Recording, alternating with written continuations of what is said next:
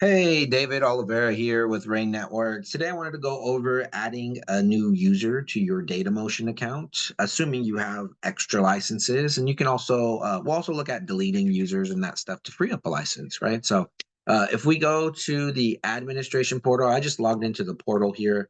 I'm at the inbox, but if we click on admin right here and go to administer your corporate accounts, you're only probably going to have one in here. Of course, we have multiple accounts that we manage, so you'll see a bunch in here, but you're going to find your company name, which is probably at the top, and click on the little heads icon here, the little head icons of the two heads.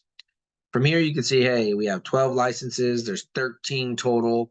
I'm going to go ahead and click over here and go to all users and click go. Shows us all of our users here.